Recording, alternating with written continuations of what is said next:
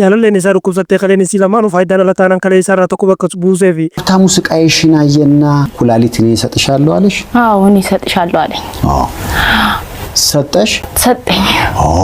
turtii muraasan booda isa gantee iddoon hin jirretti meeshaa waliin qaban guurrattee jalaa deemte. Haftamuun akka jedhutti yeroodhaa fi isii wal barrumaatiin isii guutuun irraa dheessanii haadha isii qofatu bira jira. Isii fi haadha isii konkolaataadhaan qabanii magaalaa keessaa siifachuu ofaa yeroo isaan kadhatanitti wal barre. Anis magaalaa Finfinnee keessatti taaksii raayidii waan hojjetu isii gargaaruufin itti siqe. Saniin dura hariiroo jaalala waliin qabaachuu maalillee deemee gara jaalalaatti harkaa jijjiirame. Kalee kan kofedha kan kootiin farramee kanneefi. Kanaafuu iddoo irraan baane seenullee humaan hin gaabbisiisu. Viidiyoo kana EBS TV sagantaa Seefu Show irratti agartan jee yaada. Rohamaa jaamti. Sobee isiin TV irratti dubbattu karaa TikTok akkanas beetu baluna godhe. Ani kanaan dura taaksiidhaan nama rukutee obboleessi ogeessi seeraa waan ta'eef isa dawwalee yaame. Bilbilee yeroo yaamutti silkiinatti cufatee natti dhufuutiti. Ani dhiyeenya kanatti qonna dhukkubnaan baasii mana yaalaatiif jee meeshaalee isii irraa hafan baasee gurgureen jira. Jireenya kan koo amma kana fakkaata. Kiraay manaa waan hin kafaladhuun hin qabu. Akka nama fayyaa qabutti ba'aa guuree hojjechuudhaaf kaleen kan koo iddoo irraan baanetti galee jira. Deebisuunis naaf hin ta'u. Haftamuun jiraataa magaalaa Finfinnee yoo ta'u Rohamaan immoo dhalattuu magaalaa Asallaati. Riyaa gantuu akkasii isinirraa haqa bujeen seenaa koo goolaba. Utuu viidiyoo kana daawwachuudhaaf warri yuutuubii qabdan appii yuutuubii keessatti tuquudhaan chaanal yuutuubii kiyya seenaa teek TV jettanii sarchee godhatan mallattoo profaayilii suma kana argachuu waan dandeessaniif achumaan chaanalii kiyya sabskiraayib godhuu viidiyoo yoo isinitti tolle laayik godhuudhaan na gargaara. Horaa bulaa.